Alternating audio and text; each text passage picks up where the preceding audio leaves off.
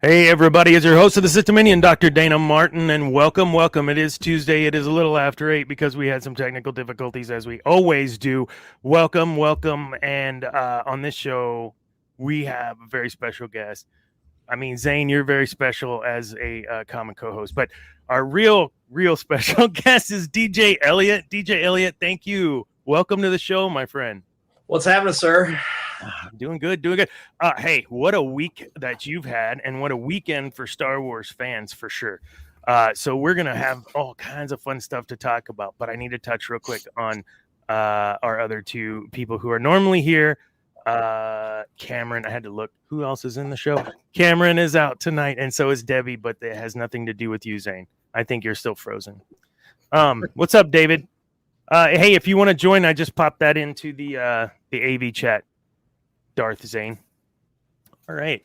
So yeah, let's just start with who you are. So you are a jack of all right now, doing all kinds of things with your business. But here at the Sith Timeline, we talk about stuff like, oh, hold on, Darth. We got someone that just Garrett. Hello, Garrett. How are you doing? I'm good. And now I've got to click this. I'm wearing my Georgia Aquarium Luke, I Am Your Otter shirt. Nice. So yeah, DJ Elliot, we're going through talking about how what you do. So aside from being a DJ, which, as I stated in pre-show, I put you were going to be on the show, and they were like, yeah, we know that guy, DJ Lobot. So tell us what you do, why it's Star Wars, and about that love. I got started with Star Wars back in 2010. Prior to the Disney acquisition, I was working at Walt Disney World. I've been in the Orlando area since '97, since I left college, which was where I know you from. Shocker. And yeah, got involved through Star Wars Celebration because of Disney, and then have just been involved with Star Wars and Lucasfilm ever since. So. Yeah. Nice. The short, that's super cool. The abridged version, yeah. The joke is like you started out as a trash can, just at Disney, which is awesome. I love that place. I didn't go the first time to Disney World until I was in my 40s, and the very first time I was there, this gentleman really gave us the hookup, and we were kind of celebrating the passing of someone very close to us. And whenever we showed up, he had nothing but cool things to have us do to keep us entertained, keep our minds off of that loss. So thank you for that, my friend. No problem. So college, we went to college together for a little while. I wanted to, if you don't mind, share just a kind of this is how it used to be thing real quick, maybe. There we go. So we were in choir together, choir tour to set this up, right? We also did Godspell together, didn't we? We did. Oh, well, yeah. I played in the band. I think you were in the show. Correct. Yeah. Yeah. Oh, yeah. I did that, son. Sorry, I didn't tell you. So this is Steamboat Springs, Colorado. Steamboat Springs, Colorado. Yeah. This pretty much sums up the whole relationship.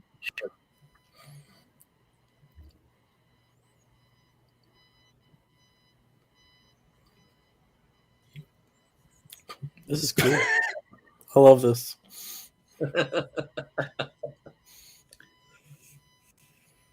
I don't know what else. There you go. Yeah, I don't know who those guys are. So essentially, yeah, I was RA, and he gave me tons of trouble, and that's what you do to your RA. Yeah, that's right. Make it all, if I remember correctly. Awesome. So, hey, we're going to start out talking about Phantom Menace for a little bit, and kind of break the ice with you and get your thoughts on some of this too. Garrett, welcome to the show. Long-time listener, first time. No, just welcome aboard, my friend. So we're going to start. I started talking about this with you right before the show began.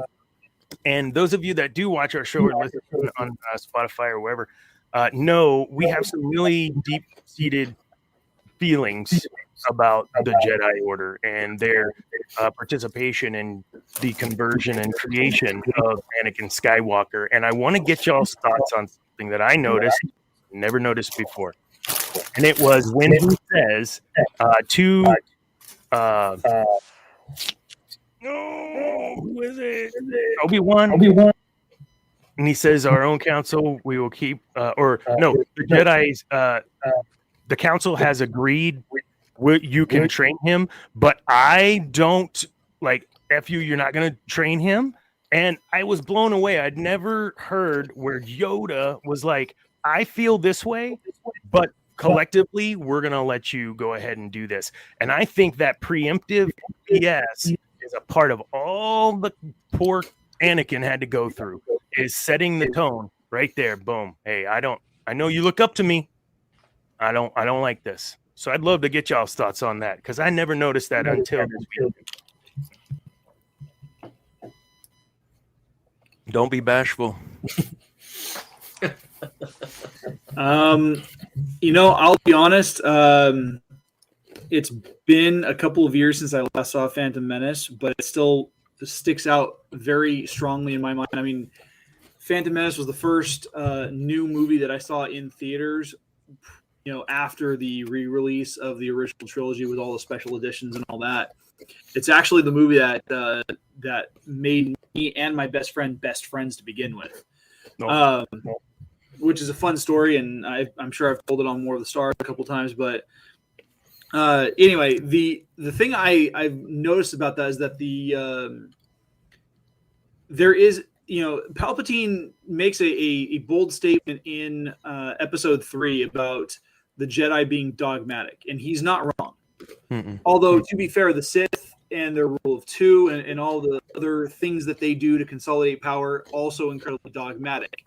Pot calling the kettle black, or in this case, less than black. I don't know how it works with dark side, light side. But the idea that Yoda was against it, he obviously was outvoted, and I want to say that I feel like Mace Windu may have also been one of those dissenting voices on the council, because he was never fond of Anakin to begin with. Like something rankled them, and it especially with when they were doing the testing, and he was obviously missing his mom, and he was really connected. I don't know. It's just, I think the way that they treated him, and the way that he was sidelined a lot of the time, like, you see this through the Clone Wars. You see this through, especially the 2D miniseries that was put out back in the early to mid 2000s. There is a lot of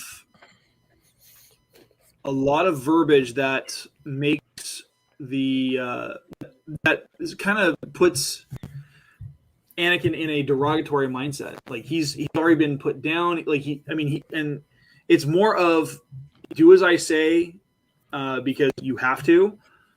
And for someone who's coming out of that slave lifestyle on Tatooine, that's just more of the same. Mm-hmm. Yeah, you traded one slave master for the Jedi, in Watto for the Jedi is essentially all you've done. That's a great point. Like, I saw this really funny meme the other day with Qui-Gon looking at Anakin, and he's like, I think we could do something with you. And Watto's in the background going, no, take him. Oh my goodness. So, you started a few years after, right?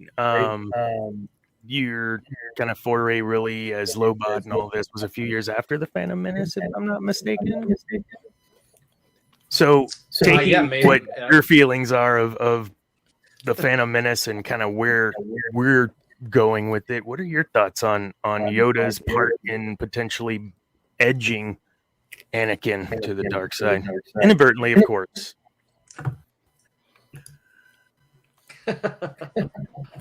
I don't know.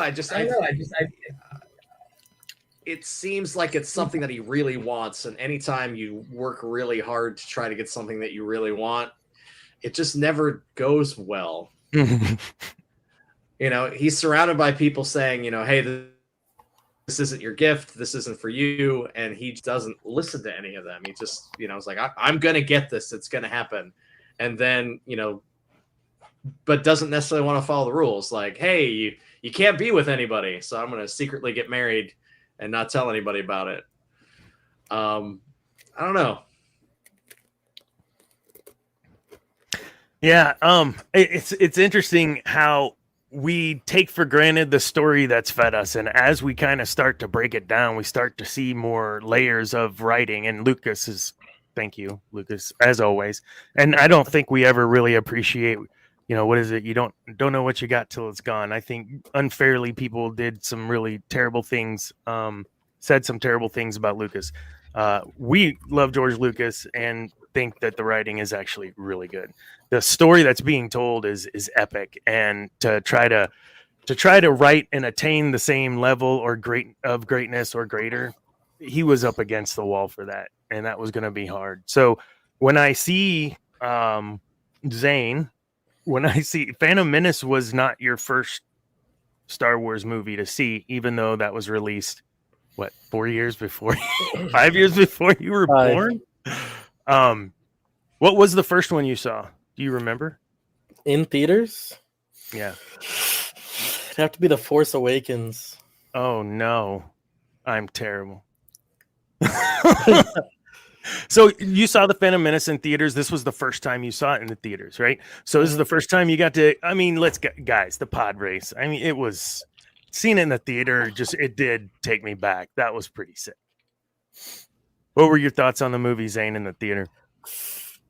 It was a whole new experience because I was raised on these movies, so I've seen them a lot, so many times, and a lot of those moments start to lose their magic, but watching it in a theater almost like reignites those fires. It's a whole different experience. It is. So Charlotte and I got back home and put on Jedi and watched Return of the Jedi. After watching TPM, and Jedi is my favorite for many reasons we've talked about on the show. For hers, it's those what I like to call puntables, the little furry guys, Ewoks. Yeah, Ewoks. Yeah, teddy bears. Puntables. Force Unleashed. Yeah.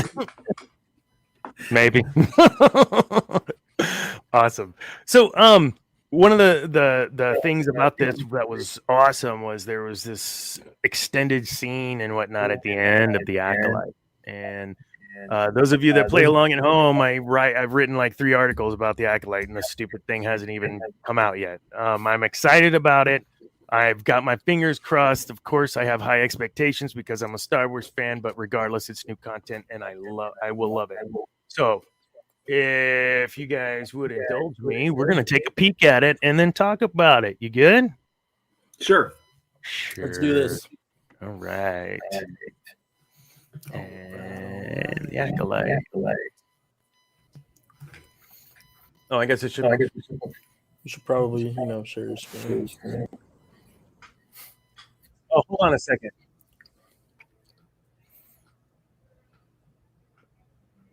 Did everybody see that out there? Because I don't think it's working. Cameron, David, did you see that? Or are you seeing that? I'm not. No, you're not? You're seeing us? Yeah. Are you for real?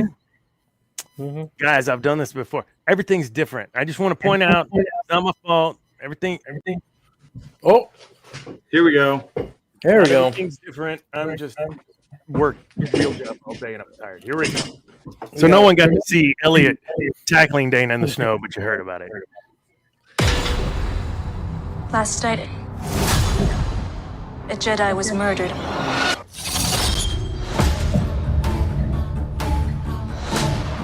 The Jedi justify their galactic dominance in the name of peace. But that peace is a lie.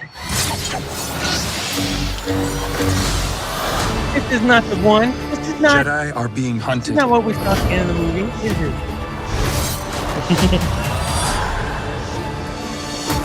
She was my student. I trained her. Let me be the one to bring her in.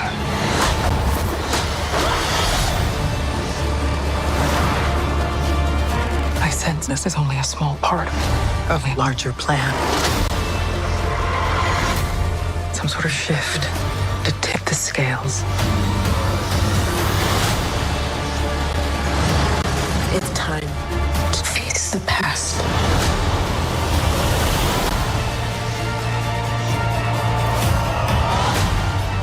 Destiny is not decided for you by an anonymous force. If you want to pull the thread and change everything, then pull it.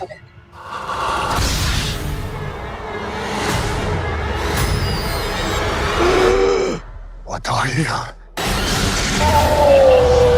I had not seen that.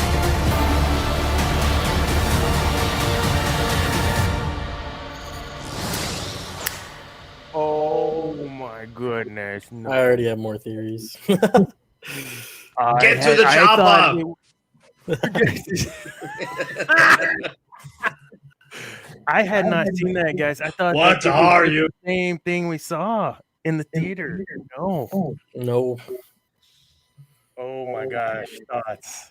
Oh, I'm feeling a very Sithy vibe, but man. Hey, negative. Hey, They can go with that. Cameron, are you gonna jump on this or what, dude? Look, I'm putting all your stuff. I am better than what? Okay. Yeah. Talk to me about this mask guy. I got to find out who's behind the mask. What are we thinking? Personally, if we're this far back, it might be how would you say his name? Tenebris?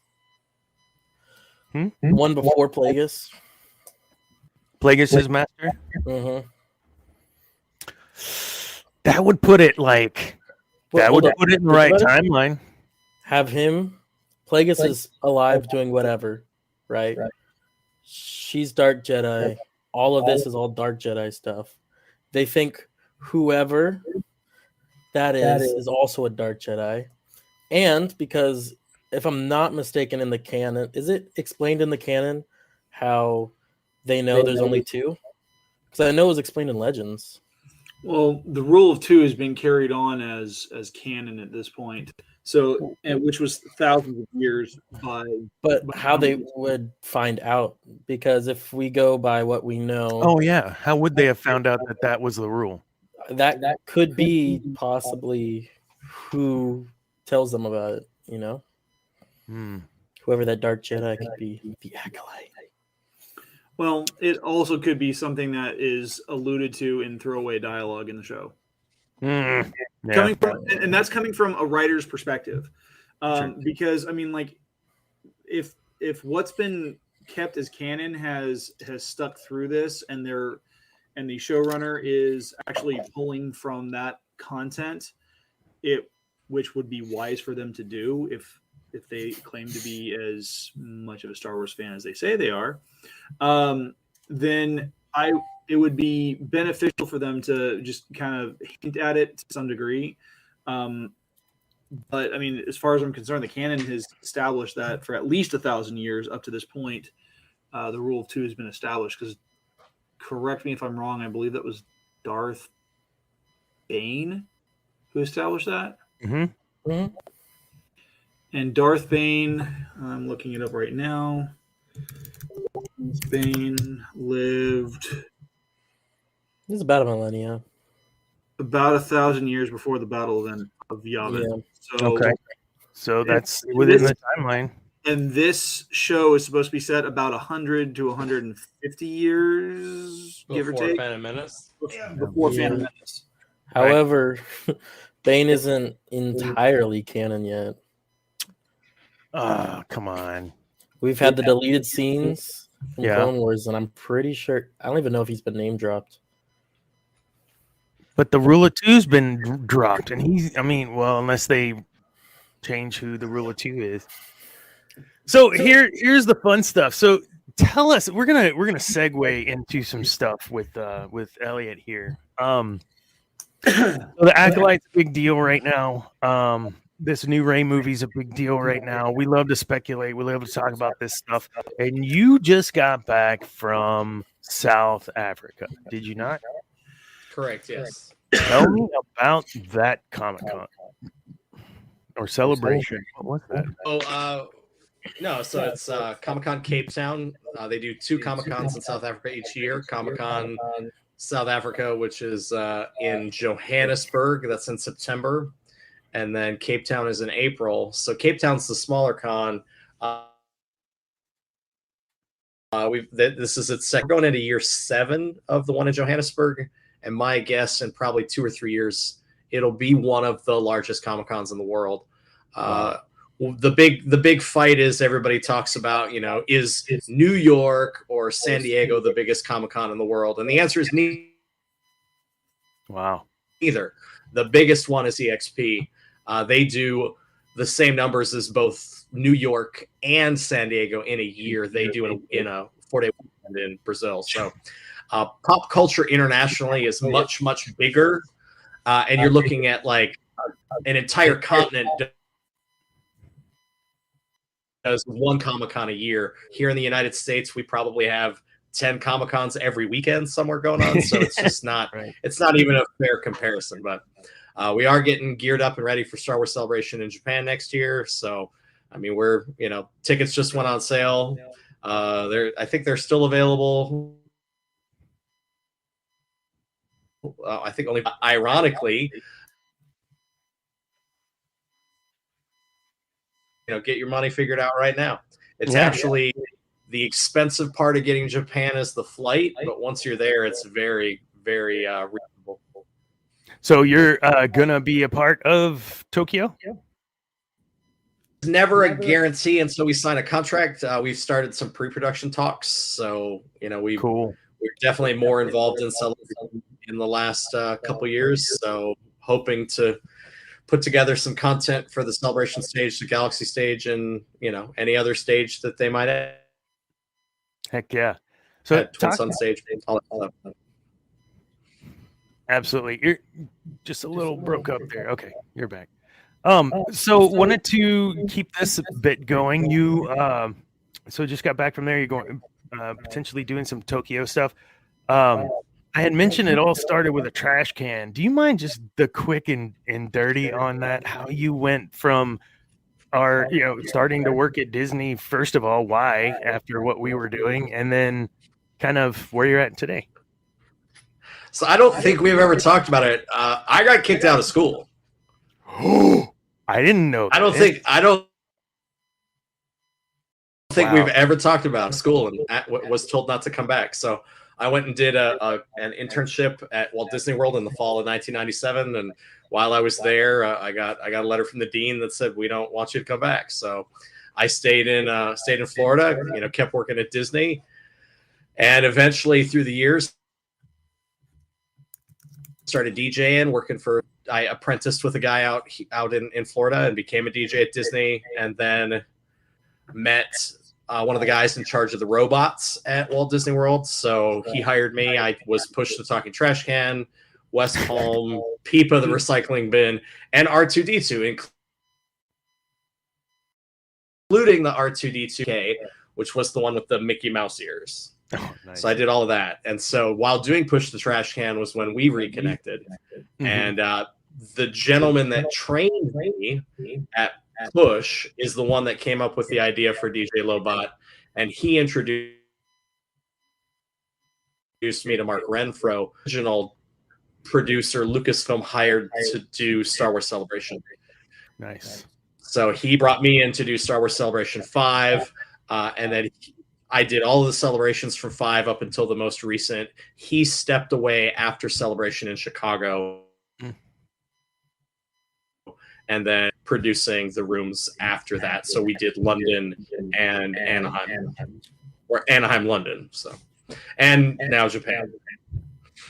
That's insane. I mean, that's crazy. Yeah, I didn't know that. I can't wait to talk about that someday. But I do remember it was like, where's Elliot? He's in Florida. Oh, cool. He's in Florida. Like I didn't know why. I just assumed he was joining the circus. And so I mean, I found my tribe, and then the same sort of thing kind of happened. Star Wars Celebration for me was kind of the birth of DJ Elliot. Like until then, was just Elliot, the DJ, but I became an actual focused on learning how to DJ, creating my own mixes, really kind of making it become a thing. And I really found I liked fandom because I never really knew who I was. I mean, we all kind of finally find our people. Like clearly you have. That's what I love about Star Wars. Getting to meet George Lucas, hear him explain. Look, I made these movies for kids, and I was like, yeah, well, that's cool. I met my wife because of this movie that you made for kids. So it's really cool. All of my really close friends are people I met through Star Wars. So yeah, that's cool, man. And then friends that I had from my past life, now we're friends again because of Star Wars. So it's just so and that's the thing that everybody needs to remember. It's fun to watch the group has a Star Wars that's theirs. Ours is 4, 5, and 6. People 10 years younger than us have 1, 2, and 3. People 10 years younger than them have Clone Wars and Rebels. And then 10 years younger than that there's a new generation that has Mandalorian. And it's really cool how they're doing that. They're making it, and that it's also really hard for us that grew up with 4, 5, and 6 sometimes. Look, it's not all made for us. We can't like it all. Mm-hmm. But we reference the Freddie Prinze Jr. now and then too, where he says that, right? He's like, "No, this is Lucas didn't make it for you forever." No, and that's the way to keep it alive is to make it exciting. A lot of people complained that Disney chose to go the route it did when building Batuu in the theme parks. Mm-hmm. It's not 4, 40, or 50. You see kids dressed as Rey walking around in Batuu. That's who it's made for. So that then they bring their kids. That's the thing.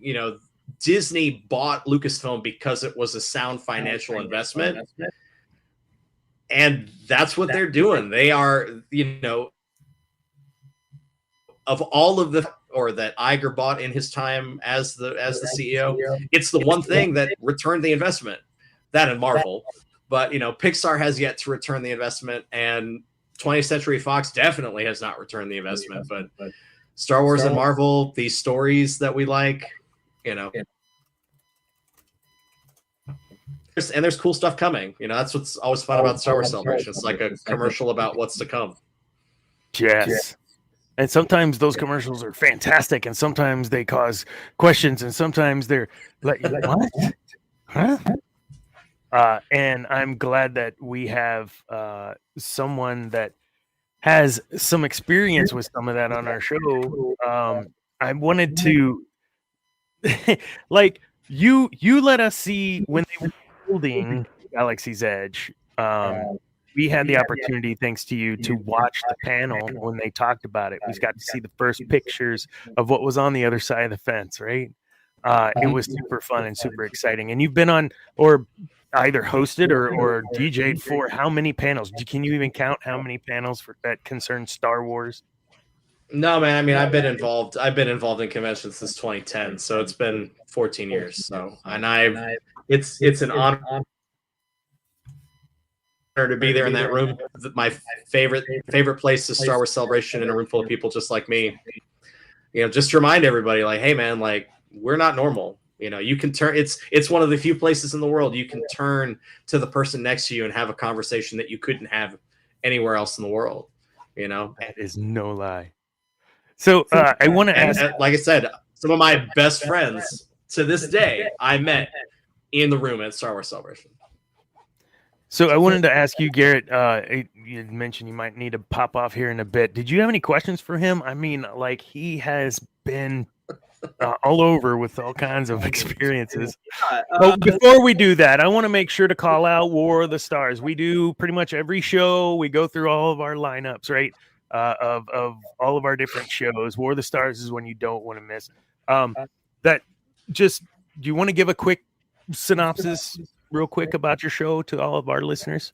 Yeah, so War of the Stars, I was kind of brought on about a year and a half ago as the co-host our main guy is John Mark Tolley, and he's a pretty awesome dude. So we just sit there and we geek out talking about Star Wars. We're actually wrapping up our review of Bad Batch final season. We just recorded yesterday, and everything's been given to Geek News now so that they can upload it for tomorrow. But yeah, we're doing that, and then next week our big episode is going to be focusing on the. We're going to do actually a review of the entire Tales of the Empire series that came out this last week because I need to get caught up. And we're going to do like what our favorite episode was versus what our least favorite episode was for that whole show. So that's pretty much it. And we actually just celebrated 7 years. 7 years. 7 years. Yeah, that's right. I saw that. That was freaking fantastic. Yeah, That's it was awesome. pretty cool. Congratulations. Just in time for May 4th. Heck yeah. Yeah. So my question for you, Elliot, is obviously you've been to a lot of these celebrations. The only one I've been able to go to is the one in Anaheim in 2015 because that was the first one back here in the States. And what was your favorite memory from that event? I was there for the Saturday session, and it was insane. It was intense. I loved it. Oh, Anaheim was. Which one was 2015? That was the one. It was 9 years ago. It was right when they were starting to announce Rebels, and they had they're showing like exclusive content for Force Awakens because it hadn't come out yet. So my moment at that convention was the premiere of the Force Awakens trailer. That was the first time we saw that, and they played it twice, but they played it so loud the first time they shook the projector out of focus. That's awesome. And it was so cool to look. So because I'm up on stage and behind the screen, I couldn't really see it. Trying to I was kind of looking up like that at the screen, and Philip Kelly, who's one of the stage managers that works with us, tapped me on the shoulder, and I looked back at him, and he pointed. And as I look over, it's JJ and Kathleen watching the trailer. So I'm standing there watching JJ Abrams and Kathleen watch their trailer. We took a little photo of it with our phone, which I ended up years later giving to both Kathleen and JJ. That's cool. And then just hearing people scream at the Chewie was the moment that grown men sobbing in the audience. And there's just never going to be another moment like that, because if you think back to that trailer, it had all the things in it we wanted to see. We saw the Millennium Falcon fly around. We saw Han Solo. We saw Chewbacca. We saw what we wanted to see, and it just... Oh, and the joke, we also saw Constable Zuvio, who we only see in the movie for a very, very short time. Yes. But he made the trailer. My good friend Martin Keeler, who I met through Star Wars Celebration, has a Zuvio museum in his bathroom in his home in London. And Pablo Hidalgo has visited the zoo. He calls it the Zuvium.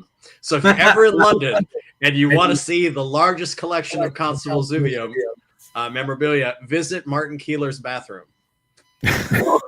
I'll get right on that.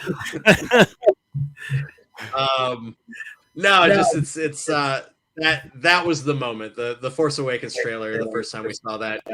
Anaheim will always be a special place for me because we went back there. The next time we went back there, up until that celebration, which was they just called it Star Wars Celebration Anaheim, I had always been just the DJ, and Anaheim and on that stage was the first time that I stepped forward into the MC role and not just the DJ role. So it was fun to step forward and talk. Before I didn't really say much. I just kind of played music. That's cool. Was that the one where what's his name? Oh gosh, Mark Hamill comes out and you're playing Hero by Skillet, and he's walking out the Hero by Skillet. That was Star Wars Celebration, and the reason we played that is James Arnold Taylor was the moderator or the host, and he talked about being Christian together, and he challenged me to come up with different music, and we were like, all right, cool, we'll figure that out. Dude, Christian or no, man, Skillet's something else, man. Those no, it was really cool. Yeah, dig it. Cool. It was not. People wouldn't have known that that's what that was. No, only just a real heavy rock song.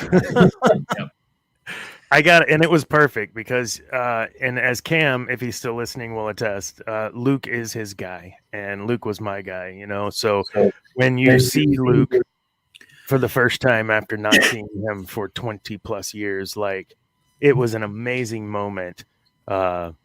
Just you're kind of taken back, right? Regardless of how your thoughts or feelings on the character and what was done. There's a moment in The Force Awakens where you're like, okay, yes, Cam, we get it. Okay. Oh, awesome.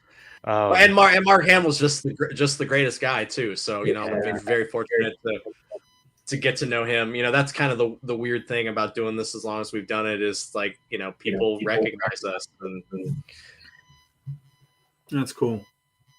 We're like, oh hey, good to see you. What's going on? It's just, and then being in the rotation of Comic-Con, bumping into them again, and they're just like, oh hey, what are you working on now? It's weird. There's lots of some of my favorite moments in my life have happened backstage at Star Wars. Oh wow! Celebration. Just some of the stuff I've got. Just it's been really. I've been really really fortunate. And and people that ask me, hey, have you met George Lucas? Yes, the very first time that I met him, I ran off stage and legitimately ran into him. And I remember my face like getting stuck in his beard. That's fantastic. George, I almost knocked him over. I think I still have a George beard hair somewhere. Yeah. Him. Yeah. And then getting to talk to him backstage, he was just like, hey guys, it was a really great job.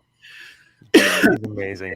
Yeah, we talk about his storytelling and his ability to put two and two together in ways that others may not have thought of, or if they did, they just not doing it just the way he does, and it's just amazing. Zane, do you have any questions? I have go ahead. I have one kind of big question, and it has a follow-up question if it's true. Do you read any of the Star Wars books? I did, man, because it's all, I'm the same age as, Dana. Mm-hmm. So, I mean, that's what we had. That was it. Okay, then the follow-up is, like, what is your favorite, either book or kind of series / era, if that gives you room to work with? Hold on, think on that 1 second. Thank you, Garrett, for joining this evening. He just left, but he had to pop off. Thank you, Garrett, for joining. You guys catch War of the Stars. They said they'll be popping off another one here pretty quick. Okay. I mean, all those first Timothy Zahn books. I mean, that was. That was what we had. I remember those because I'd really gotten into the first three movies because they were out when I was a kid. I was born in 77. So, my mom said she took me to see Star Wars, but I don't remember it. I don't actually remember watching any of them in the theaters, but I remember watching them on VHS and getting the toys and playing with the toys. But then I remember, getting older and reading the books, and then Marvel did the comics of the books, and I was a big comic guy, so I read those too, so it was good to see, what I thought I saw in my head so that was cool too. And then it was just, also really fun too to get to know Tim and talk to him about, his stuff. And, he's so excited to see now, Thrawn show up and stuff. It's really cool. Like had some opportunity, you know, I got to know pretty well, and to hear him sit around and talk about, you know, him and Filoni when they talk about like which direction is Star Wars going and do we have to come up with new stories, and both of them are like, do you know how much content we have in Clone Wars to pull from? We have so much stuff to pull from. We have all these books and comics. Like, we don't need to come up with stuff. There's tons of stuff. So it's cool to see some of that happen. You know, that's one of the reasons I like The Mandalorian, is because, you know, John and Dave are such huge Star Wars fans. So to see, you know, like a toy pop up is a, you know, as, you know, like all stuff that inside those shows just make it enjoyable to watch. So, you know, it's the nods to keep us old folks, you know, into it. Like nothing's funnier than watching the Mandalorian sit in the cockpit of the, you know, Sandcrawler, and he's, you know, ducking down. You know, Jawas are tiny, so of course it'd be this little tiny. Just, you know, and here he is, you know, chasing the Sandcrawler like, you know, the video game. You know, it's just neat. It was neat to watch all of that and see the nods and stuff. So there's plenty of material, lots of stuff to get pulled from. You know, clearly you've read some stuff. Apparently Cameron's got a question. Yeah, so Cam just can't help himself. Yeah. Well, first of all, hold on. I got to call out Cam. 1 second. We come back to you. Zane, as soon as he asked this question, you know, just chilling, being a good interviewer, you said Timothy, and you didn't even finish Othi Zahn. Yeah. And he was just like, all right. Yes. His absolute favorite. Thrawn is Zane's absolute favorite character. Oh, and what a such a great portrayal. Like, just yes. And you know, if you watch Tales of the Empire, pretty good. Just very momentarily there, but so good. That's all I needed. So, you know, it's you know, such a great casting choice too. So, favorite piece of Star Wars media. Okay. I have a really weird love of the original Star Tours. Really what connected me to Star Wars the most, because like, again, I watched the movies growing up, but that's the one I stumbled across when I was on vacation with my parents at the theme park, a like test and adjust of the ride. So I got to go on it before like it was open for park guests, but only like, you know, maybe 100 or 200 people a day. So I got to do it early, and I just remember riding it over and over and over again. Because I was kind of a Disney kid, so you know, my parents we always came to Disney, so that's probably my favorite Star Wars media. If I had to pick I'm close. I guess Star Wars media. That's really the cool part about Star Wars is, you know, it all sounds the same. You know, they all kind of go after that iconic John Williams score, and you know, it's great. You know.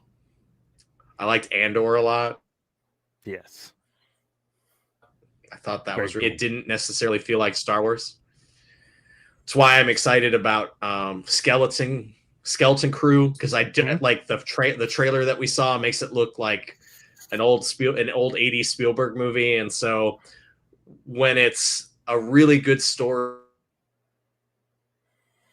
set in the Star Wars universe, because you could tell, you know, that was kind of Andor. It was this political kind of whodunit drama set in the Star Wars universe. Like, why not talk about that? That's kind of the cool thing about Acolyte too, is it's in the universe and it's history, but it's so far back that most people haven't really thought about it. So it's going to be cool to see. So yeah, I mean, I find it really hard to get into the animated stuff just because I'm not a huge animation fan, and you know, unfortunately, when Clone Wars came out, it's not in order, and as someone or ADHD, like, it's just really hard to focus on a storyline that's all over the place. And I remember Dave telling the story about why it's that way, and how he'd walk into George's office and be like, "Hey, this is what we just worked on," and he'd be like, "Yeah, but what's going on with Yoda?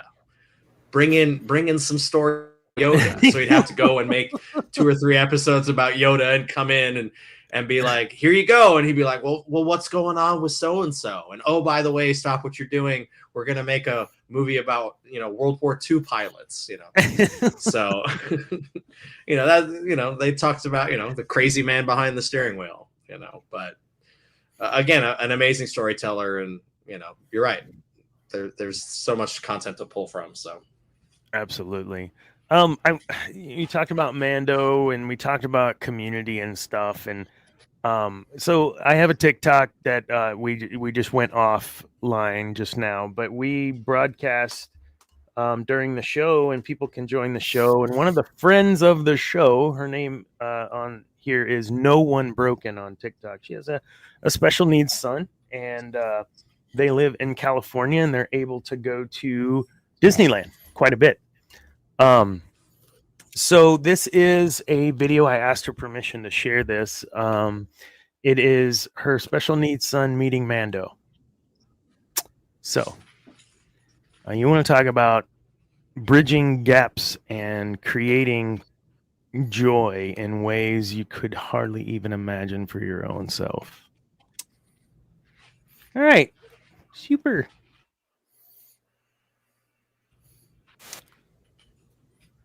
Are you sharing? Hold on. Because I can see it. So hold on. Wow, Oh. look. How about that? There you go.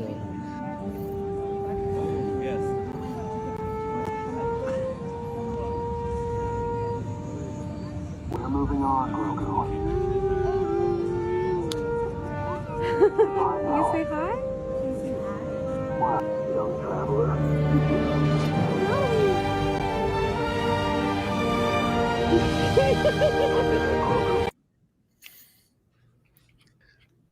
Damn. Yeah. Damn. Number one, that music was added afterwards because there's no music inside of Galaxy's Edge. There's just sounds, number one. Number two, for people that complain about Disney buying Lucasfilm, something like that would never have existed without Disney. It's the one thing Disney is interactions with folks of all everything. Like that's something that they excel at. And the fact that there's a place that you can go that exists in Star Wars, like it's just that's why I'm here. That's why I work here. That's why I'm involved in this. Now look, it's just, again, I love being in the room at Star Wars Celebration with Star Wars fans because look, man, we all like something just a little bit more than normal people. And it was so funny. I remember the last big in London, it was kind of a weird time. There was a lot of kind of negative stuff going on in Star Wars. There were all the stuff online was people hate this or hate that, which I really think is a lot of false information getting out there because together we were really nervous. But once you remind everybody, hey man, like, again, as George said, this is something made for children. Mm-hmm. So just relax. Absolutely. And enjoy it. You can hate things about it, but there's more to love and enjoy than there is to hate. If you just sit back and take it for what it is, it's a story. Yeah, and we talk about a lot in our circle here in the GNN world that we were just happy to have content finally when we got Phantom Menace, right? And then I'll be honest, I felt like things were a bit saturated, but so don't watch what you don't want to watch, right? Like so choose. Like you can't make the fans happy because it's either you have nothing or it's saturated. Like just if you don't want to watch, just don't watch. If you watch it? Go ahead. How can we as a community complain that there's too much? Like that legitimately was something we were saying. They're making too much Star Wars. They're making too much Marvel. What do you mean? I'm fine with more. Let's keep going. I'll be shocked. I don't understand why they're waiting till June to release Acolyte. It's done. It's in the can. Do it. It's been edited. It's ready to go. Skeleton Key. It's done. It's ready. You know, it's ready to go. This stuff is ready to go. What are we waiting for? You know, I'm down. Yeah. And when asked by, You of know. course, everyone knows Dana's and my car is Star Wars, for Pete's sake. We get to talk about that here in a second too. But what do you think about this? What do you think about that? Did you see that show, dude? And it's like they're goading me, like waiting for me to say something ill, and I'm like, it's more content. I watched it. It was great, or it was fine, or I didn't watch it, didn't care to, but I'm not going to get upset because it was made, because maybe it made someone else happy. Like, I just enjoy the stuff that we get, for Pete's sake. Look, there are people out there that only watch the Lego Star Wars stuff, and they think it's great and fantastic. Listen, you're going to start being on this show all the time.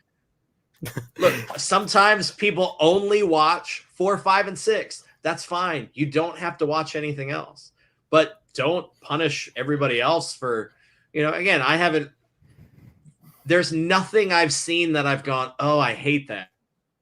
Yeah. There's something to love in all of it. There's either a character or a spaceship or a planet or an animal. There's something to like in all of it. And, the cool thing is, and this is the weird thing to think about too, people our age are writing this stuff. People that only saw 4, 5, and stories now. And the people that are involved in it and the people at Lucasfilm, they genuinely care. It's cool to watch. So yeah, one of the things I never really thought of, and this is a perfect example of some of the stuff and even continuity, little details that you had mentioned. No one ever thought about what happened to Barriss Offee. It was like she went to jail. Nobody knows, right? Like, so now you have Tales of the Jedi, and you realize how important, or like seeing it. Like, I was like, this is amazing. Like, this is and I don't want to ruin it for those of you that haven't seen it because it's only been out for a couple days. Just know, you hear me on this show talking about like reconciliation and redemption. There you go, Cameron. I'm bringing it up again. Redemption arc and this sort of thing. Dude, Barriss, oh my God. Okay. It's only 3 episodes of 45 minutes worth of show. Filoni, thank you, sir. Fantastic. It's worth it. It's worth it. Have you watched it yet, Elliot? I have not. I haven't, because I was in South Africa. So. Oh, that's right. So I appreciate there's some stuff that's region blocked. So. True. I'm going to share my screen again because you brought up Lego, of course, and we had a trailer drop that I don't even know what to do with this. I am excited. Have you seen it, Zane? Okay, can I preface it real quick? Okay, I wrote, I had to do a satire piece, and I was doing it on whatever, and Grand Poobah, who we mention a lot, he said, I don't like it. It needs to be more over the top. And he mentioned something about Jar Jar Binks and the dark side. I said, man, that's been done to death.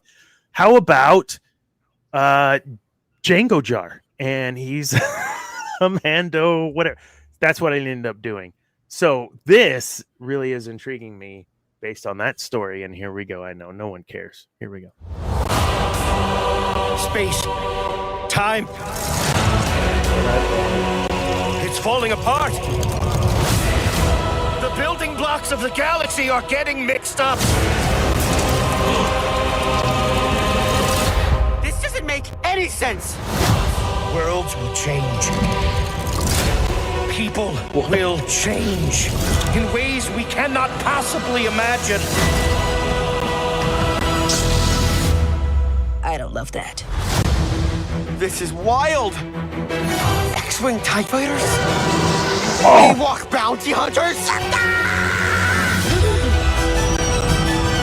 Amen.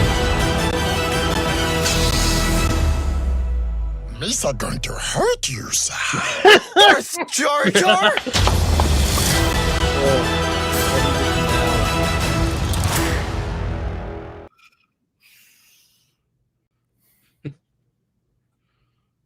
The musical chairs. One more. There we go.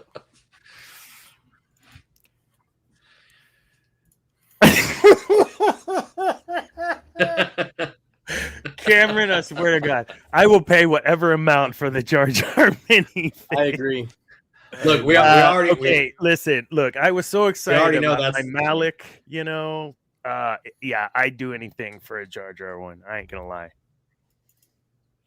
Do you think that's something? I'll start with you. Do you think that's something fans wanted to see in some form of fashion in some silly way? Elliot? It's funny because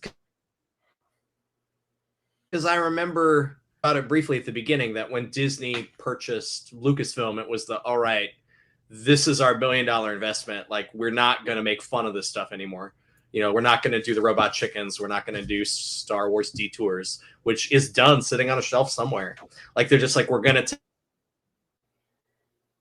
take this serious. So it's now, you know, more than 10 years, and we're now starting to get back to the fun again. And that, you know, you can poke fun at stuff. It's okay.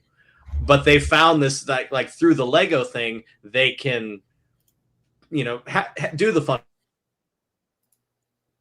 stuff, the stuff that they can't do. Nice to see that they're letting that happen, because I also know that all of those folks in Story Group have a really funny side too, and that these are probably what you're going to see in the show are probably a lot of inside jokes at Lucasfilm, or, you know, their way to let off steam, to be like, you know, look, we take this stuff so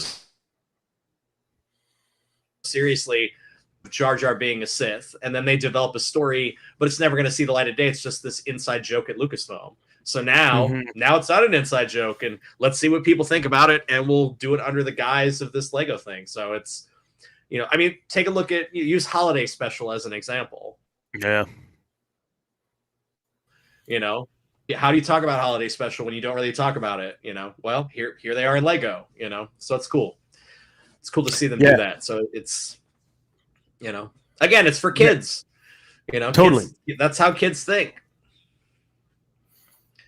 Yeah, we've talked about it quite a bit. That when, so when I walked into Disney, I equate it to this. When I walked into Disney that first time, into, I think the first day we were at Magic Kingdom, I walked in and I felt like a child, like a very tiny child, and got tears in my eyes started, you know, and I'm like, this is stupid. I'm a grown ass 40-year-old man. I can't. But it was so magical. And when I got to meet, you know, Kylo Ren, or I got to meet like these people, are you kidding me? Star Tours, like you said, you've got friggin' 3PO's right there. He's right there. He's driving us around, you know.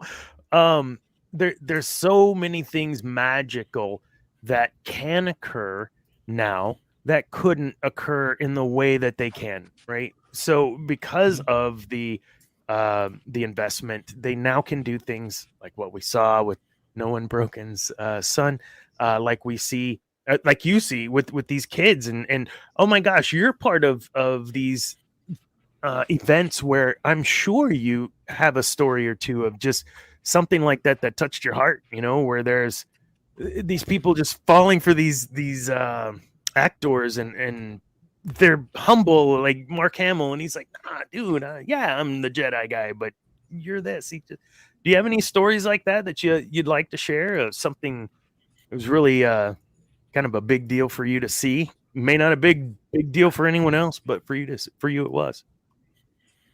I have so many Star Wars stories, just moments. I remember one of the ones is we got to deal with Carrie a lot. You know, Carrie would be backstage with her dog and drinking her Diet Coke, and, you know, smoking her cigarette even though she wasn't supposed to smoke inside. You know, really. Who's gonna tell her no? Super nervous about going out on stage, and the minute that she crossed onto the stage, it's like all of that worry would just go away, and she'd be brilliant out there. And I remember a celebration. It was in Orlando, and they went to questions from the audience, and she had just whole kind of inappropriate talk about somehow she said something about menstruation or something like that, and the whole audience is laughing, And she's like, well, I hope there's no kids in the audience. And then they go, well, Elliot's out there. He has a question for you. And I'm like, hey, Carrie, I'm here with Steven. He's 7. And she'd be like, oh, Elliot, why are you doing this to me? And she was like, well, you see, menstruation, it's kind of like a train station, kind of like a thing. And she was so quick and so funny. You know, it was just that was cool. Oh, geez, I'm going to have to look up his name. He played the bad guy in Rogue One. He's been in a bunch of stuff. Mendelsohn. Yes. So he's at one of the celebrations. He walked out in the outfit. And so he's backstage in the Krennic outfit? Normal. Correct. He walked out dressed as Krennic with the cape, and he came backstage and he's changing, and he's not completely dressed, but they start playing the trailer for the first time, and he's like, oh my God, are they playing? And we pulled it up on the screen backstage. And so he's sitting there watching the trailer. And again, I get to watch these guys watch the first time on the trailer. And the first time he sees himself walk on screen, he goes like that. And I was just like, this is so cool. And then the trailer ends and he just looks at me. You're in Star Wars. And he goes, I'm in effing Star Wars. He just let out this big yell. And it was just cool to see that. It's fun too. Like, watching Daisy go out on the stage the first time as Rey. And then watching Mark Hamill and Carrie talk to, these new up and coming stars and saying to them, hey, like, I hope you went to the mall. I hope you went out and did stuff in public, because you're not going to be able to do that anymore. So those moments are cool. DJ Lobot was interesting because the outfit was 100% screen accurate, because Disney's really big about that. And so they would tape this headpiece to my head. But the shoes that Lobot wears are these Italian, like almost heels. And so they were super uncomfortable. So I'd walk out and I'd take the shoes off. So you'd watch me. I'd walk up to the DJ console, and then all of a sudden I'd do this. and I DJ up there in my socks, because I was standing behind the table. You couldn't see that I didn't have any shoes on. And then when I would walk away, I'd stand up and put my feet back in. That was fun. I got to bring the biggest. Oh, sorry, go ahead. Yeah, but the biggest Star Wars memory for me was, it was before DJ Lobot. I was out there as DJ Red Leader, which was in the orange jumpsuit, and it was raining. And so at Disney, when it rains, be out. And so we were back in a break room, and it was myself and Lindsay, who's now my wife, and she was like juggling and hula hooping and just doing stuff to keep busy. And she tells me that it was in that moment that we were back there that she realized that she had feelings for me, and that was going to happen. That, shortly after that, we took a trip to Japan to visit, and then came back as a couple. We've been together ever since. But I mean, had it not been for Star Wars, we wouldn't have been together. So, Star Wars, man. Yeah, man. No, and I think it's so funny to me, because we never talked about Star Wars. No. I never knew you were into Star Wars when we went to school together. I had no idea, not at all. It was just so crazy to me. Like, I suddenly got involved in Star Wars, and then you popped back into my life, and you're like, Star Wars? I love Star Wars. And I was like, why the heck didn't we talk about I don't know. This I know 15 years ago? Because now it's like, like you're somebody that, knew me in a past life. So like, I don't mind taking care of you. Like, there are people that I meet now. They're like, hey, can you hook me up? And I'm like, I don't know who you are, but you're a different story. And so for anyone listening, that's the beauty of Elliot. There was a text where I just asked if I could meet him, to see him and talk with him, because I hadn't seen or talked with him since he left, outside of a Facebook message or whatnot here and there. So, and he just really blessed my family. And that's what Kev was there with us. That is Kevin. And that's where he was saying he remembers you sitting on top of the Hollywood studios rocking it out. So, and yeah, getting to reconnect through Star Wars. You have special needs kids, just so happy and ecstatic to see Mando and Grogu, we're talking about the child, Johannesburg, or we're talking about London. Speaking of the child, oh, you have a child shrine corner here. That's that is technically I'm in my wife's office here at the house, office during COVID, and so she has all of her stuff back there. So yeah, I've got some stuff in here. Just wanted to pop up. Charla was wanting to thank you too. Oh, she's watching tonight. But yeah, never think enough. So yeah, we still have a couple of things to chat about. I know it's already after 9. I know where you're at. It's already after 10. If you'd like to continue, please go ahead. Stay with us. We wanted to touch on a couple of other things here. We talked about the Phantom Menace. We talked about all kinds of other things concerning that weren't even on our timeline, or our what is this thing called? Not a timeline, a schedule. Thank you. Script. Yeah, schedule, whatever. Outline, that's what it's called. But this has been really fun, and I'd like to kind of keep us down this dark side path, if you don't mind.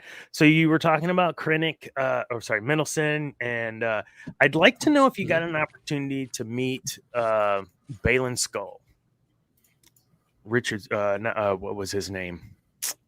He was in Ahsoka as Baylan. Oh, Skoll.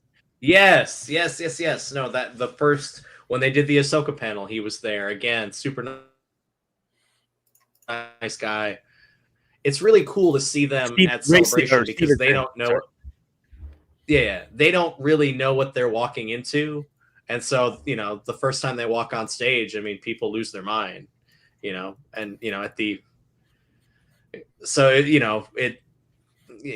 sad that we don't get to see him again, because he did such an amazing job, and that's there's lots of situation with actors like that where they have an amazing role and you're like, I just want to see them do that again. But the good news is they got to do it to begin with, so but no, he was super nice.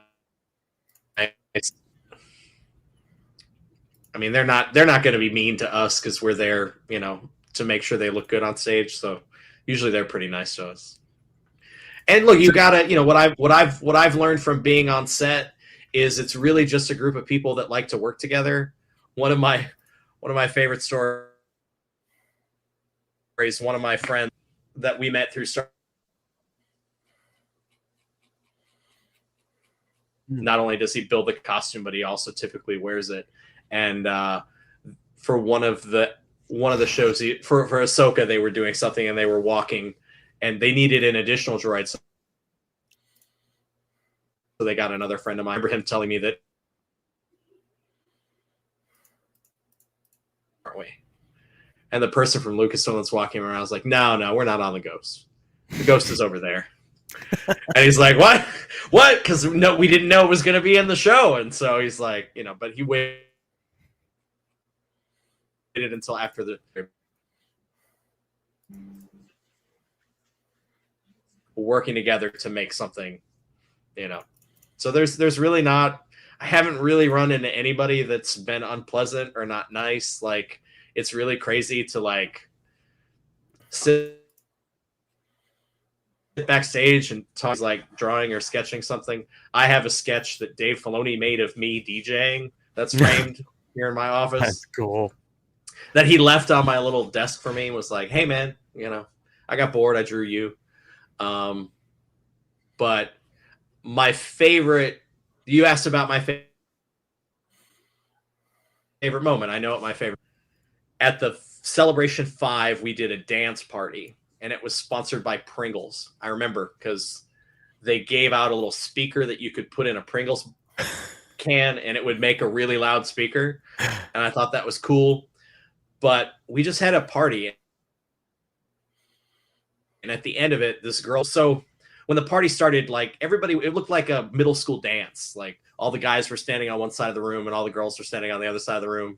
And there were a couple guys with like lightsabers, like fighting in the middle of the stage. And I was just like, hey, like, let's have a good time. Like we're all nerds, man. We all got picked on when we were younger. Like this is a chance to like come together and have a good time. And it's, as soon as I gave them permission to have a good time, we had a great time. And at the end of the night, this girl came up to me and handed me this napkin. And on the napkin, and I'll never forget it because it's another thing I have framed. It said, you know, I don't know if what you said was true about you growing up, the way you made all of us feel really special tonight. And that kind of set me on the path. That would be my origin story for why I'm involved in conventions. So that's what kind of set me down this path. So yeah. That's awesome. So. Heck yeah. Well, and nerddom's a community, right? It doesn't matter. The nerddom is Star Wars, Star Trek. Doesn't matter, anime, whatever. No, a fan. Look, a fan is a fan, and it's so funny because like we've just now because we provide one of the companies I own provides entertainment for fandom, and we just recently started getting involved in sports, and it's just so different. In the sports community, we did a wrestling event, we did a baseball event. When people show up at those events, they know everybody in the room likes the same thing that they do because they're wearing the same outfit. Like they're wearing the jerseys and they're just like, yeah, man, high five. Like it's just such this amazing energy. And then when you go to these Comic-Cons, dude, and there's little cliques and all this stuff, and I'm like, hey man, like if I can figure out a way to make these fan events feel like sporting events where everybody's on the same team and everybody's having a great time, then we win. And because ironically, the job when we were in high school are the ones that get it and understand how to be part of a team and have a great experience together. So it's weird to be kind of tell all us geeky people like, hey, we have a team and it's called fandom, so here's how you act in fandom. Yeah, and as Star Wars as a fandom, it's like the people that complain about the coach or complain about the players, like, and that's us complaining about Star Wars characters we don't like or directors we don't like or movies we don't like. It's it's sports, it's fandom, it's all crazy. We have a show on Saturdays. See, this is what I'm doing, Kat.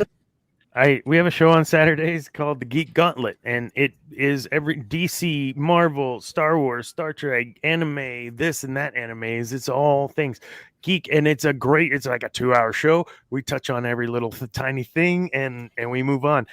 We have our focus shows, but to your point, yes, even like the grander scale geekdom, right? Like we are a community of like-minded folks, just in the fact that we know we're kind of outcasts. We're a group of outcasts incasted, kind of. Yeah, the outcasts that are in control of media, right? Really have it horrible. That's a whole nother show. What geeks are now in control of social media, et cetera, et cetera. Yeah. I wanted to talk to you about your vehicles. I was trying to quickly go through and try to find a couple. So the very first one I knew that you did, and I could be mistaken, but was the DeLorean. That was the first one you did? Can you talk about your little car addiction? Because Lord, an obsession, because it's not just a hobby. Okay, look, if he has a flaw, he loves these Hollywood cars, man. All right, now go. I set you up. I built a DeLorean time machine. The reason I'm like, if I had to pick a fandom I love more than Star Wars, it would be Back to the Future. I remember the first movie I remember watching with my parents was Back to the Future. We rented it from a Little Caesars Pizza, and we sat on I sat on the carpet and watched the time machine roll out of the back of Doc Brown's truck and was like, oh my gosh, I have to have one. I bought a DeLorean and sold it. Never actually built it into a time machine. When I got older and had, a little disposable income, I bought another DeLorean. And I had some friends come over and help me bend some flux bands. And then the flux band sat in my garage for like a year. And then we moved and I needed to find a place to put the flux bands. So I said, you know what? Let's put them on the car. And then 6 months later, I had a DeLorean time machine. Through that, through building a bunch of people in the DeLorean community, I'm still pretty connected to the DeLorean time machine community, even though I don't build time machines anymore. I've built personally myself. I've built 8 of them. I've helped other builders. I've probably helped build about during COVID. I helped a time machine builder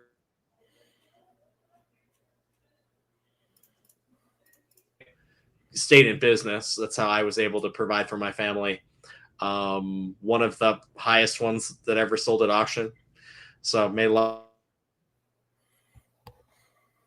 of money off that. But our Jeep, which one of them's in London, one of them's in Boston. I built 2 Pizza Planet trucks. One's here in Orlando. One is in Phoenix. I started an A-Team van that I never finished. And then I'm currently building an Ecto 1. So that's my weird side hobby. So, yeah.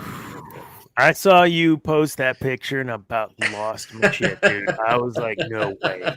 He's doing freaking the hearse, baby. Look,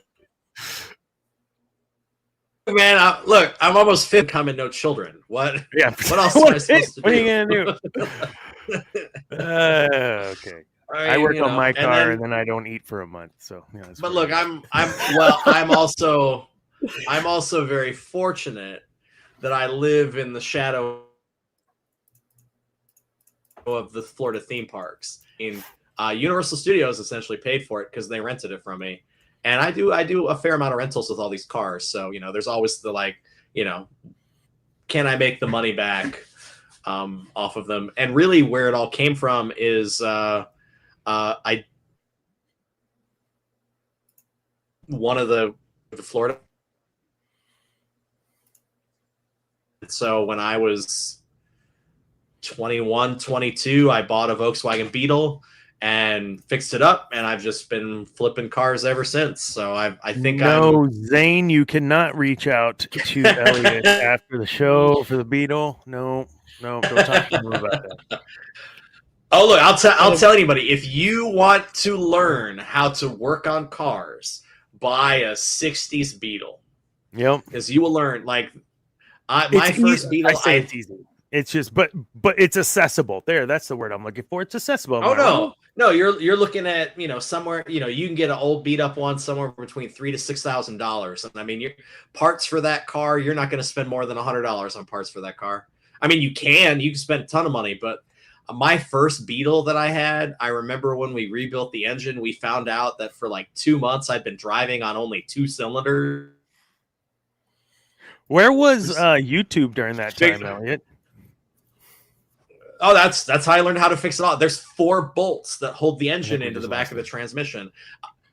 Oh, did you lose me? No, we got you. We got you now. Okay, we can hear. Oh yeah, there's 4 bolts that hold the engine to the transmission in a Beetle. I've pulled the motor out of a car road before, so it's a fun little hobby. That's insane. So what's your Star Wars car? Oh, my Star Wars car. I have a 2019 Civic Type R, and it's dressed up in the dark side. It's a matte silver, silver matte, and then it has the red Imperial logo, dark side on the brow, and some other little decals and whatnot. It's nice. It's dirty, and it just got some new pipes, so it's really screaming down the road right now. Awesome. I'm excited, yeah. I'll shoot you a picture. But yeah, dude, this has been fun. We got one more little tiny thing to touch on. If you still got time, Yeah. See how I rushed that so that we just go right into it. We didn't talk a lot about what this show was really about, and so we'll close out the evening talking about it, and that was about Elliot. No, the topic for the show this evening was about moving past Rule of Two and into what is the future of Sith, right? So I'd love, with all of your insight, to get your take on where we're at. And I brought up Balin Skull because I feel like there's been an introduction of an expansion of what the Sith are. And this show is very much focused on understanding that the Sith are not just these evil people that just try to kill everything. That's not what the Sith are. They have a code. What is the code? And we went through that in 6 episodes. What is it that we're talking about now? The timeline. And we're at the end of their timeline as far as what we know. So we know that Kylo Ren, it never was actually said, and maybe you know more than I don't recall ever that he was a Dark Lord of the Sith. That was never mentioned as a title for him that I ever heard. Am I wrong? However, No, I don't go think ahead. so. No, I think that's important. And I think that's being done on No, purpose. it's so funny because like I know all the time and effort that they put into the Knights of Ren, and we don't really see anything about them. They don't really talk about it. It's to me it's weird. I'm curious as to what's going on. Yeah. There. Well, you know what? You know, it's that you know there's got to be something there, because if we're going to make more movies about Rey after Episode 9, there's, you know, the battle between good and evil that still has to happen. And just because the Emperor's gone again, there has to be bad. Like it can't. Yeah, you can't have light without dark. You know, and that's the thing that they've, you know, all these movies really focus on force on the light side. I think it would be silly for them not to start focusing a little on the dark side. Like there's just so much opportunity, and you know, usually the bad guys tend to be the better characters anyway. So it just leaves a lot open for, you know, some of the best character development is in these bad, you know, look at the Anakin arc. Yeah. You know, it feels kind of rushed in 1, 2, and 3, you know, but you know, I don't know. It's interesting because again, you know, you get like the big one. You can't have a light side without a dark side. Like you can't eliminate it all the way. It can't be completely gone because people are always going to be tempted. I mean, that's basic storytelling 101. You go back to the Bible, good and evil. Like that's how we're built as a society, good and evil. So you got it. I love that they're starting to walk that line a little bit, though. You know, Balin and Shin are not. I am no Jedi. Ahsoka, I am no Jedi. And I'm not saying there's gray. I'm not going down that path. I'm just saying that perhaps we were talking about the dogmatic views of the earlier in the show, right? Maybe both sides get it wrong in their understanding of the Force, in that the father and the son and the daughter, we've talked about that quite a bit on the show, that the balance in the Force that Anakin can, now that he's in the world between worlds, maybe there's something to that, right? Maybe that the real true balance occurs. Even in you, Elliot, right? Even in me, even in you, Zane, there is that duality of, I feel like I want to do X. Well, is it good or bad? Well, it really isn't good or bad. What's my intention? What do I want to do, right? That's your motivation. That's what determines whether it's for the better good or the worse of people, whatever you want to say, however you want to call that. So from what you're saying, and Zane, I'd like for you to know your thoughts here. If in fact we are beginning to see more development of dark side, to give it more of an understanding that it's not just a cut and dry black and white, this is just a person that is evil. What are your thoughts on where you think they're going to take the Sith? This is important because, as we just said, Kylo Ren, they never talk about the Knights of Ren. Yes, we want to see a separate show on that. That would be fantastic. But what about the Sith? because it was the Jedi, as we talked about in 2 shows ago, and then you had the Jedi Civil War, and then you had the Sith, and then the Sithari, and all this stuff. So what are your thoughts, my friend? It's Wait, they've already written the movie, right? The Rey movie, or are they still writing it right now? Do you know, Elliot? I don't know. I don't. I mean, I know that situation. No. I think the next big movie focus is this Mandalorian one. I think that's the next, and I know that they're starting to get stuff together to potentially, they're in like pre-production on that one right now. So okay, because it was originally going to be TV, so it just now it's we're going to do it a movie. All right, cool. Mm-hmm. I just didn't want to miss something before I asked Zay that question. He's like, "Yeah, Dad, dummy, it's in this article. It's already done." No, I think strictly Sith speaking, the next Sith is going to be a bad guy in evil. I think that we are starting to see them draw that line where we know people muddle in the middle, and it's not a distinct. Here's a 1x1 square, and right down the middle is the line. No, it's more like here's this 1x1 square, and a third is where the light side is. Maybe a third on this side is where the line is, but there's this big chunk of middle, and this is where the Knights of Ren are going to be. This is where the Acolyte, who is potentially like a dark Jedi, was going to be. I think the Inquisitors. I think this is where they might take the Sith in the future. They're going to make them more prominently evil and have their non-Sith be the connecting link between them and either the Jedi or whatever humanity is there. That's an interesting take. Do you pull that from your experience within SWTOR? Or yeah, that's what I thought. Little. Yeah. So I don't know. Elliot, did you play any of the Star Wars games? Not video games. Yeah, I got into those, but none of the other stuff. That's what I'm talking. Like video games. Like, what was your favorite Star Wars video game growing up? Oh, geez. Rogue Squadron. That was mine. That was fun. Good one. That was fun. I mean, the arcade cabinet with the green lines, like that was the one. Just keep doing the trench over and over. You and can over get again. those now. I think One Up sells them now. You can get those old school. Oh my god, with the yoke and not Yeah. Man. The really bad 8-bit John Williams score. Yeah, doesn't matter. I don't care. Yeah, I'm 100% down. Yeah. I'm down. I kept expecting Christmas morning that thing to show up. It didn't. No. I think you're right about the next person being really, really bad, because if every other one has redemption, then they're the Emperor, who's really bad, and then Darth Vader, who ends up being good, and then the Emperor comes back and he's really bad, and Kylo Ren turns at the end, then whoever's next has to be really, really bad again before you get another person that turns, if you're following the pattern.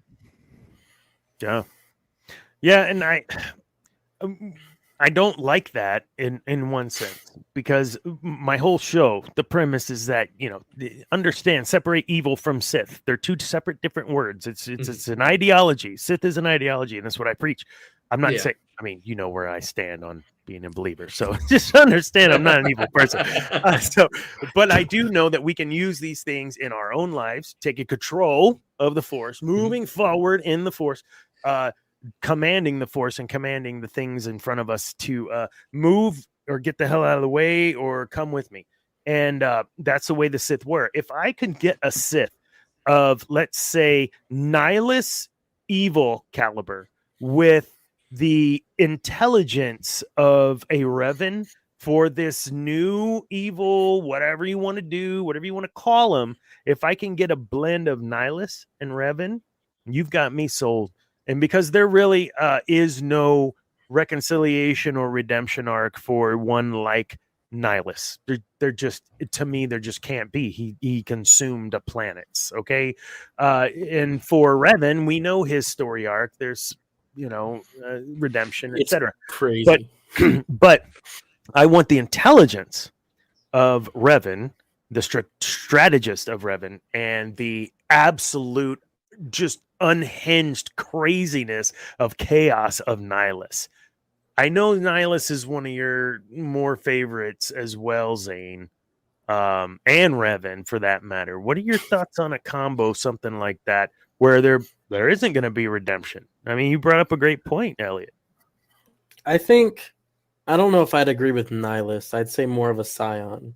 I like the idea that this person is such powerful and so consumed by the dark side that he is literally both killing himself and keeping himself alive through the dark side.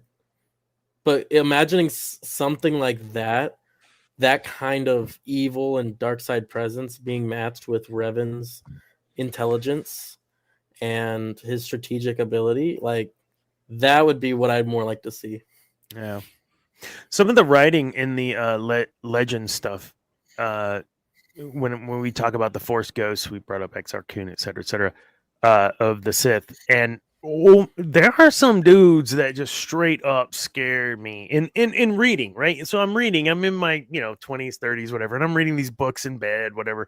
Yes, Chewie dies because a moon crashes on him. Yeah, it's silly, whatever. Anyways, I'm reading these things, and I can't help but think if I were to make this set of movies moving forward, I don't know that I've got, based on the legends, I don't want to see the Bong. I don't want to see.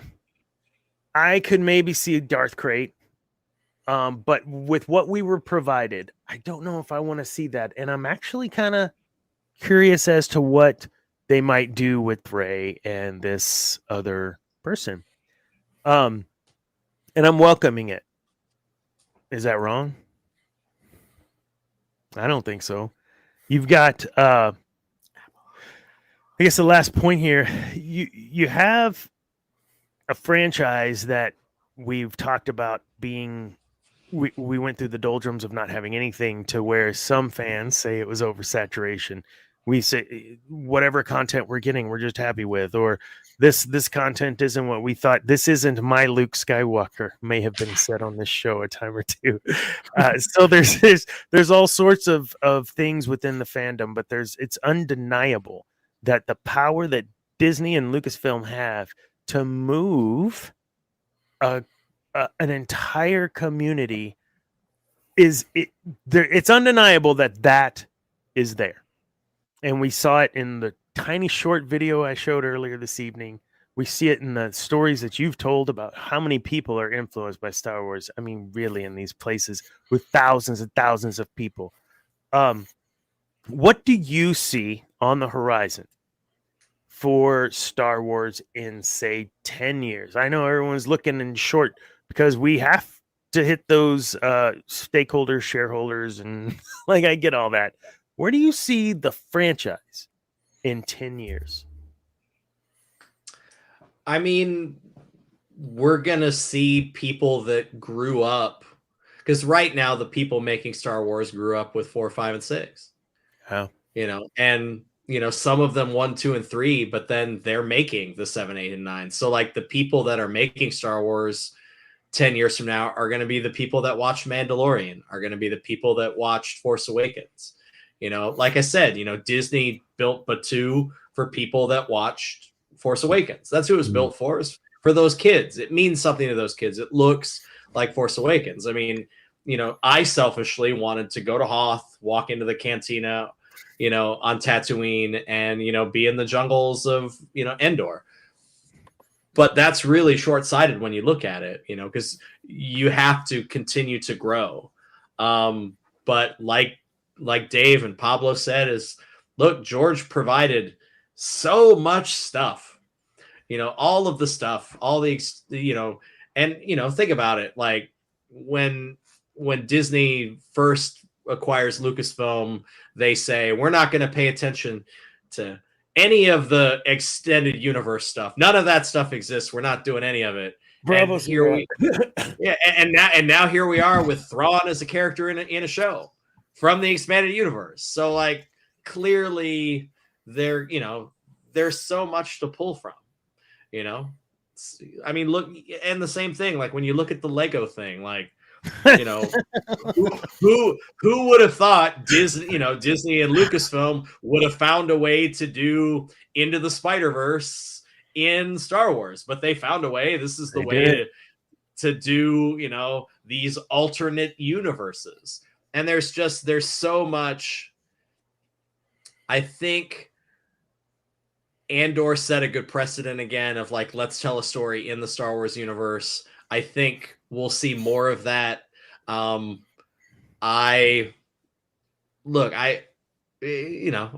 It's kind of a cop-out that Rey is a Skywalker, because now you're saying that, the Force is only in a bloodline. And, there's just stuff that contradicts that statement in all of the Star Wars stuff that we've seen, so who knows what's going to happen. I just know that it's there, look, Disney bought this as an investment. They're going to continue to make content while they continue to make money from it. We'll see new leadership at Lucasfilm. I mean, Kathleen is, I don't expect her to be around much longer, just because that's the cycle. Bob Iger's about to retire. She's the age to retire. Like, why would you not want to go enjoy? Why would you want to do this till you die? Even George retired. Like, there comes a point where it's like, hey, take your money and go enjoy your life. Why do you want to keep making these decisions? But all in all, I think Disney buying Lucasfilm was great. I mean, again, that is all about telling stories, that owns an amazing set of IP to tell stories in. It's why the Marvel stuff is good. At the end of the day, as long as they remember our parent company's motto is tell a good story. As long as you tell a good story, and the people that love Star Wars are making Star Wars, so I think we're gonna be fine.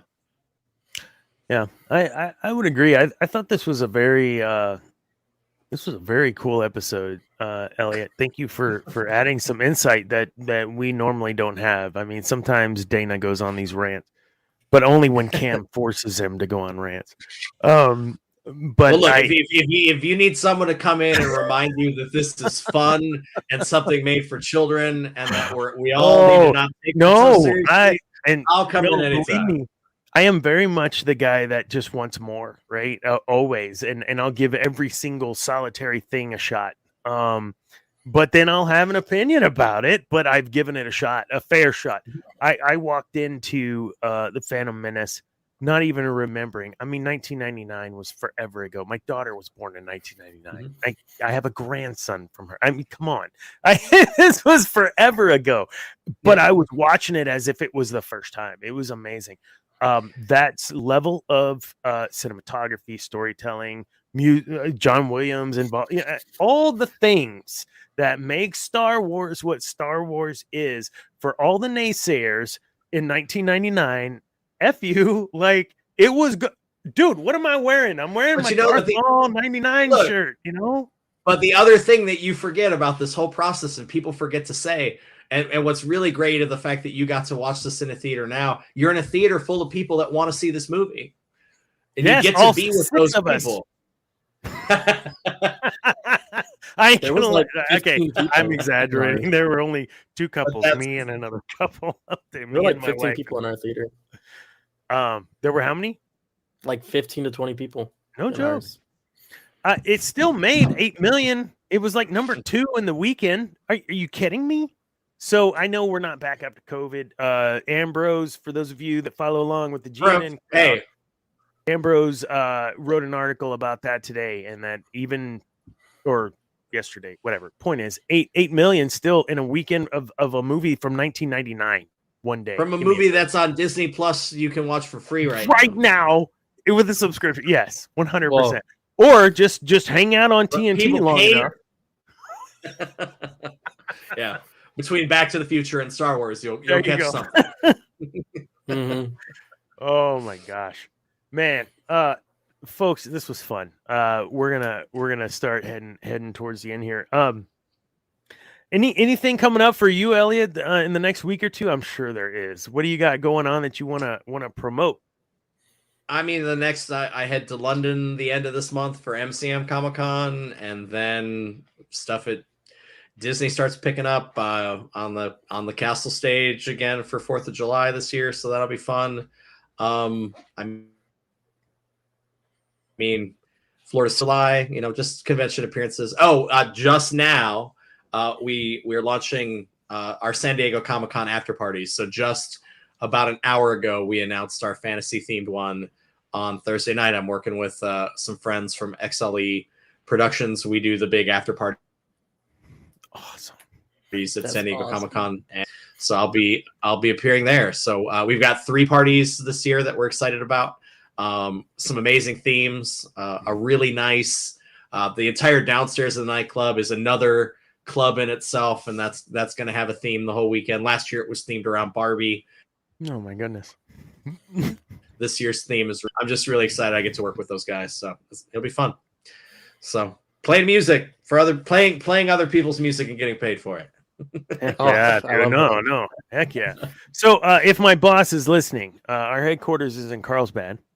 I fly into San Diego, so can we please look at that schedule and have me there the week before Comic-Con so that I can just stay over for Comic-Con? Hey man, I can definitely get you tickets to the event, not Comic-Con. And here's what I'm going to tell you: all of you people trying to go to San Diego Comic-Con, you don't need tickets to go to the actual convention. Just walk around San Diego. It takes over all of San Diego. You really want to see a busy, packed Comic-Con floor where you don't have to do crazy things to get tickets. Go to New York Comic-Con. It feels exactly the same. Very cool. So. But there are way cheaper hotels in New York. The coolest thing about New York Comic-Con is if you walked 2 blocks away from, it's just New York. Jeez. This is awesome, man. We would love, I say we, it's my show. They're just along for the ride. So I know I have some regulars mostly, but it's my show. Let's be honest, guys. So yes, Elliot, if you'd love to come on another time, we had such a blast tonight with you. And I'm going to have to play the stupid clip now again of you tackling me because we missed it earlier. You are so cleaned out my parents' garage. I found that video cassette that I made, and I digitally downloaded it to share with everybody. That was insane. I thought, and I filmed that whole time. And the funny thing to think about when you watch that video is it's edited like while I'm filming because I didn't have editing equipment. It was just hit record. It was crazy. And this was a trip. I ain't gonna lie. And then here is our fearless leader, R.A. Dana Martin. What's it all about, Dana? What's it all about, Dana? What's it all about? I had to give you the extra little plunk there. There's Peanut. Yeah.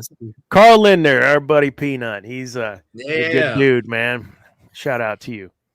Yeah, man. Elliot, this has been super fun, man. And Cameron, thank you for joining where you could. Every other guest, Charlotte, thanks for joining, Kev. This was fun, man. We got to bring you on for another show if you're willing, man. I'll reach out. Absolutely. It's nice. We're being positive about Star Wars. Hey, man. Positive. It's good. We are positive about Star Wars. If there's one thing before Star Wars Celebration, and one of my favorite posts was go see DJ Elliot wherever he is. Just go talk to him because he just loves Star Wars and loves fans, and you need to be his friend. And absolutely, I love that. And that's how I know people. So I have not changed our scroller at the bottom. I have had at the DJ Elliot the entire time. I want all 3 of the people watching right now to go. No, we have tons of people that actually listen on the Spotify's and whatnots, and for when it goes to audio, which usually is on Wednesday. Thank goodness. Thank you, William and AV. He pushes everything out on Wednesdays.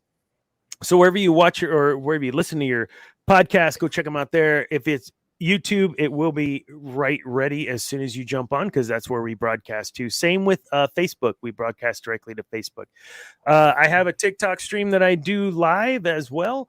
While we're in the show, it ended about probably 45 minutes ago, just because I wasn't paying attention to it and didn't do the little check that I was still there. But we've had folks in there like No One Broken, who we shared her video today with her special needs son, who just, Star Wars, Kathleen Kennedy. I'm saying this to you, and just know how important this is to so many of us, without me getting emotional after a bottle of wine. Tonight's was 19 Crimes Dark Red. It was very good. Zane, what gigs do you got coming up? You got a break this week, though, right? Yeah. Next week, though, I'm starting off the 16th, that Thursday. I'm playing up in Austin at the Little Longhorn. Little Longhorn? Are you streaming? Is that streaming again? Little Longhorn streaming is always fun. Sometimes they do, but that one should be 7 to... Is that with Bo Moore? It's with Bo Moore. But I think that one's 6 to 8 p.m. And then the day after is the 17th. We are playing with Thomas over at the Oak Hill Social up in Oak Hill, kind of west of Austin. Got a little regular thing going at the Oak Hill Social. Thomas it's a residency. That's right. So DJ Elliot, this is his gig is a musician. Imagine that. My son, a musician, right? He's a percussionist, drummer. He plays for a couple of bands around Austin. He goes or was going to Samo at Texas State. Took a semester off. We need to talk about that, by the way, the next month. Yeah, that's right.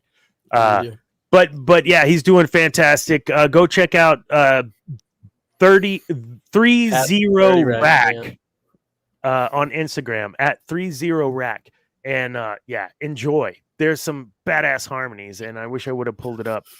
You guys sound fantastic, and I'm a musician. I tell you sucked if you did. So, all right. Elliot, thank you again, my friend. This was freaking fantastic, man. All right. We'll see if we can't circle back and get you back on, my friend. All right, works for me. What else you guys got? Anything else before we head out? We're not going to, again, Cameron's not on, so we're not going to be here for 3 hours. Oh, he's got the red. Red. Alexa, make my office red. Well, that wasn't as good as I thought. It was not as good as yours. Okay. The force is not strong with me. Oh, it's green. Oh, he's got all the stuff. DJ Lobot in the house. I'm dumb. All right, we are getting way too goofy, folks. Thank you for joining. Remember, we have Cantina Happy Hour every Monday. No, MCU Mondays. Cantina Happy Hour on Thursday. No. What's Tuesday? Thursdays. No, our show's on Tuesday. Cantina MCU Mondays. Sith Dominion Tuesdays. Nothing on Wednesday. Go catch up on all your other shows. Podcasts on Thursday is Cantina Happy Hour. Friday, I have no idea. War of the Stars, I think, is going to come out. Cam in focus, not our Cameron, but the other Cam. He's back in action.